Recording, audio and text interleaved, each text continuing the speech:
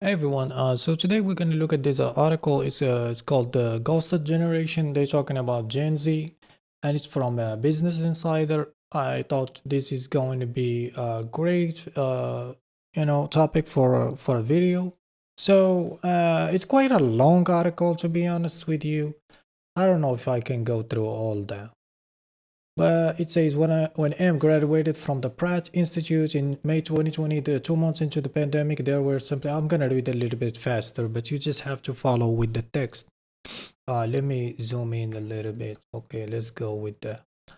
So 2 months into the pandemic, there were simply no jobs for a sculpture major, even in New York. That absolutely set the tone for the rest of my attempts at a career. What the fuck is that? Like, sculpture? Like, of course you're not gonna find a job. Like, what the hell? So they took an intensive 9 months coding boot camp. What coding is that too? Like, what the hell? Nobody is telling these people what to do. And to be honest, I'm also like between millennial and Gen Z. I'm 33 years old. So I was born into the last, I can be considered as Gen Z myself, but like the younger generation are fucked up. So they took an intensive, and they started applying for tech job. After they got rejected from about 10 roles, the entire tech industry was besieged by mass layoffs in 2022, leaving M even more this this this pirated. I don't know how to pronounce this word. It was just another pathway to shit, they recalled thinking. Eventually, they found work as an office manager, like from sculpture to the tech industry to the office manager at a nonprofit for a while, and quickly lost their coding skills. Well, obviously, last year in coding bootcamp, you don't learn anything. It's mostly bullshit. So last year, M applied to more than 400 jobs. This is a scam. Like applying for 400 job, and they did the entire like I don't know what the elite is doing, but it seems like they're trying to just ruin the entire thing. It doesn't seem like it's working. Like our parents and grandparents like had a really good time, in terms of like finding a job. I am miserable and it's breaking my body down. M told me over the phone from California, where they're being living in a relative house, scraping on by $700 a month from contract work. They add flatly, I'm not living life that I feel is worth living at this moment. What, $700 in the US? Emma, what life can you have for $700? So M experience with such unrelated rejection may sound extreme, but the stories speak for to a panic and despair pervasive among members of Gen Z. Lately, I find that the tone people over 30 most often use when talking about today's young adult is less reflexively finger wagging kids these days, and more genuine sympathy over mixed with relief to have dodged the particular set of historical circumstances they faced as they come of age. That's exactly how I described them, in the beginning. But I wasn't trying to like that wasn't a personal attack. It's just they managed to go through COVID-19, climate anxiety, the chaos of the Trump administration. Well, you didn't have to bring politics into it. The internet wholesale usurpation of IRL culture, AI's potential to upend entire industry. I just made a video about AI nurses. They're gonna take the job of nurses, and they're gonna pretty much replace all the jobs. I'm warning you. So Gen Z has been called the most anxious generation, the most risk-averse generation, the most stressed generation, the most burned out generation, and the loneliest. God damn. Last year, the World Happiness Report dubbed Zoomers as the unhappiest generation. Oh boy, but there's another superlative, one exacerbating all that stress, anxiety, loneliness, and burnout. That's so far been overlooked by several measures. Gen Z may be the most rejected generation in human history. Yeah, what a time to be alive. So, what does the experience of this new scale of rejection do to a young person's psyche and the Gen Z collective state of mind? And how will it reverberate through the rest of society when the rejectees become the rejectors? And in an interview, psychologists, therapists, guidance counselors, career coach, and more than a dozen Gen Z most of whom requested the ascendant generation worldview rapid experience of mass rejection in the dating scene, college admission, and the job market came into focus. So pretty much they're gonna ruin the entire world like that. I mean, you can get an intimate relationship, you can get a job, and you can't even get an education. I mean, the United States, the educate college is so expensive, so you're stuck with like those student loan and all that.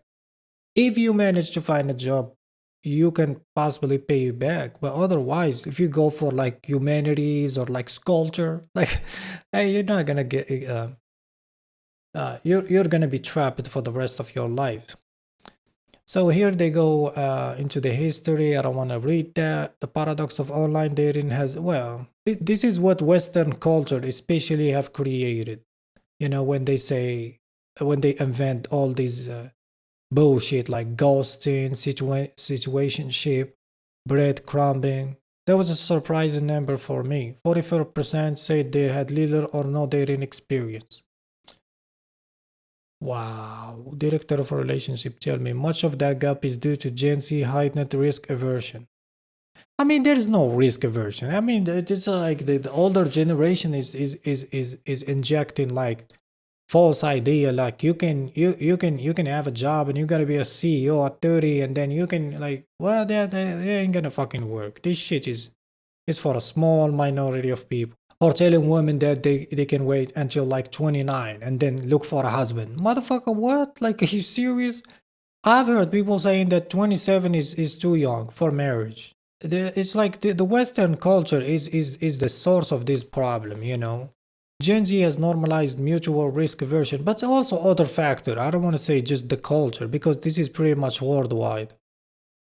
Licensed therapists. So these therapists are just full of shit. I don't trust them. It is funny situation. It's this funny situation where it's okay to not get back to people. He says sometimes that's empowerment, but there's a negative effect to all these mini rejection that eventually cut so deep that somebody might not decide to be vulnerable. Well, just like applying for 400 jobs, of course you're gonna stop applying because it's just this is colleges, I believe, admission. This is just for the US. I mean, education should be free, you know, and you should get rid of that bullshit about like gender studies, women studies, Egyptian studies. Like, get rid of that. It doesn't serve, like, it doesn't help society at all. I don't know why it exists. And it costs $60,000. People at a young age, they're confused. And if there is no, well, half of American don't even have two parents. So who is gonna guide them? I just remember feeling like it wasn't necessary our qualification that matter. That it was just like hopefully the right person read it on the right day. And also like almost 70 to 80% of what you learn in college is something that you're never gonna use. Not in your life and not in the job. If you find the job. So the entire thing is a big scam to me.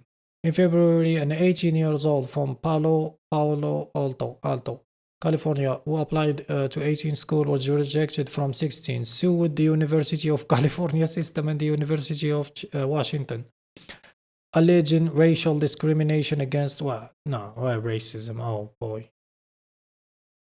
Oh man. I mean, the United States is extreme. That's the reason why I didn't want to read it because it's just that everything is extreme. The feminism is extreme. The racism is extreme. The imperialism is extreme. The capitalism is extreme.